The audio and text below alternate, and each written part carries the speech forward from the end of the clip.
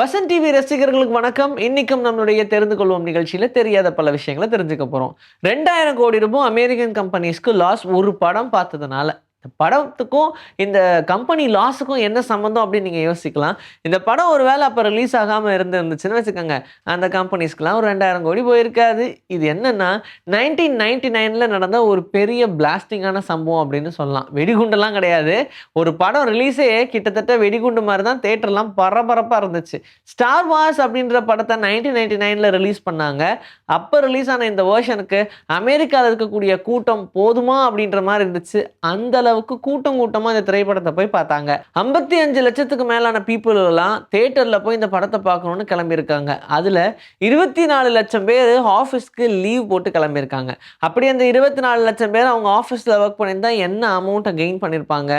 And அது எல்லாத்தையும் கூட்டி கழிச்சு பார்க்கும்போது 2000 கோடி ரூபாய்க்கு மேலே அமெரிக்கன் கம்பெனிஸ்க்கு லாஸ் ஆயிருக்கு அப்படின்றத கண்டுபிடிச்சிருக்காங்க. சாதாரணமாக ஒரு ட்ரோன் என்ன ரேட் இருக்கும் அப்படின்லாம் யோசிப்போம். ஆனால் ஒரு ரியல் ஹெலிகாப்டரை விட ஒரு ட்ரோன் காஸ்ட்லியாக இருக்குது அப்படின்னா அது நிஜமாவே ஷாக்கிங்காக தான் இருக்குது. எஸ், ஆல்மோஸ்ட் பார்த்தோம்னா ஒரு 38 லட்சம் 40 லட்சத்துக்கே ஒரு சிங்கிள் சீட்டுங்க ஹெலிகாப்டர் கிடைக்கும். அது கூட ப்ராப்ளம் இல்லை. ஆனால் ஒரு குட்டி ட்ரோன் அது கிட்டத்தட்ட 1.5 crores கிட்ட அப்படின்னு சொல்லும்போது தான் ஷாக்கிங்காக இருக்குது. மிலிட்ரி பர்பஸ்க்காக சவுண்ட்லெஸ்ஸாக யூஸ் பண்ணக்கூடிய ஒரு ட்ரோன். இது ரொம்ப அக்யூரஸியான ட்ரோனும் கூட. அதனால் இதோடைய சைஸ் சின்னதாக இருந்தாலும் இதோடைய ரேட்டு பெரிய லெவலில் இருக்கும். ஏன்னா எனிமீஸை ஐடென்டிஃபை பண்ணுறதுக்காக ஆர்மி பர்பஸில் யூஸ் பண்ணக்கூடிய ஒரு ட்ரோன் இது. இது கிட்டத்தட்ட ஒரு 1.5 கோடி ரூபாய் கிட்ட வரும்னு சொல்கிறாங்க. யூஸ்வலாக நம்ம எல்லாரும் இந்த ட்ரோன் ஷோஸ் எல்லாம் பார்த்துருக்கோம்.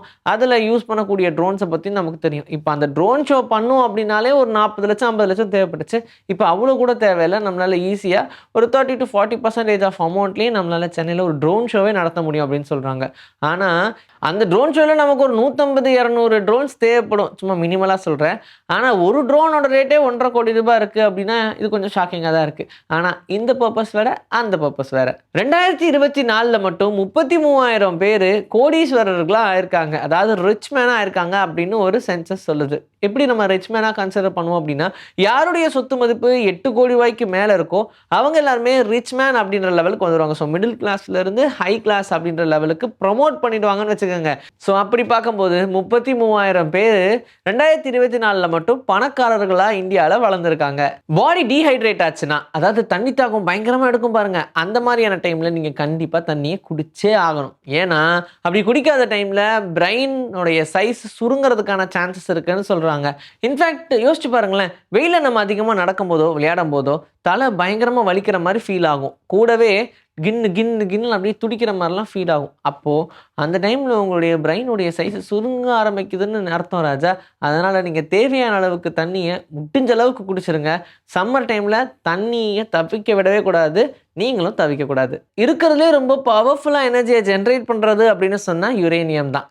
ஏன்னா இப்போ 1 கிலோ யுரேனியம் எடுத்து எனர்ஜியாக அதை கன்வெர்ட் பண்ணுறீங்கன்னு வச்சுக்கோங்க, இந்த உலகத்தை 4 to 5 டைம்ஸ் சுற்றி வரலாம் ஒரு காரில். அந்த அளவுக்கு ஃபுல் எனர்ஜியும் ப்ரொடியூஸ் பண்ணும் அப்படின்னு சொல்கிறாங்க. உலகத்தை சுற்றி வரனா இப்படி மட்டும் இல்லை, டோட்டல் உலகத்தையும் சுற்றி வர மாதிரியான ஒரு விஷயத்தை கிரியேட் பண்ணும். அந்த அளவுக்கு எனர்ஜியை கொடுக்கும் யுரேனியம் அப்படின்னு சொல்கிறாங்க. அதிர்ஷ்டவர்களுடைய வாழ்க்கையில் இப்போ இல்லாமல் ஆடிக்கொண்ட மாதிரி தான் இருக்கும். 2006 பிலிப்பைன்ஸில் இருக்கிற ஃபிஷர்மேன் மீன் பிடிக்கிறதுக்காக போயிருக்காரு. அந்த டைமில் மீன் எதுவும் சரியாக மாட்டாதனால கரைக்கு வரலான்னு கிளம்பி வரும்போது அவருடைய ஆங்கரில் திடீர்னு ஒரு பெரிய வெள்ளை பொருள் ஒன்று மாட்டியிருக்கு.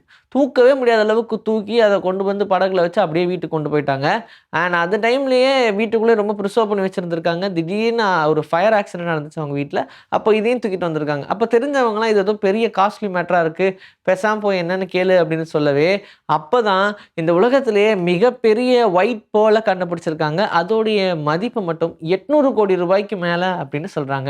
அடிச்சது பாரியா லாட்ரி அப்படின்ற மாதிரி ஒரு பெரிய அதிர்ஷ்டம் அவங்களுக்கு கிடைச்சது மட்டும் இல்லாமல் இந்த உலகத்துக்கே ரொம்ப பெரிய பேர்ல் பிலிப்பைன்ஸில் கிடைச்சதா சொல்கிறாங்க. இன்னைக்கு நம்மளுடைய தெரிந்து கொள்வோம் நிகழ்ச்சியில் தெரியாத பல விஷயங்களை தெரிஞ்சுக்கிட்டோம். இதே மாதிரி சூப்பரான கண்டென்ட்டோட நான் உங்களை வந்து சந்திக்கிறேன். Until then, this is bye from Vijay Sri. Take care.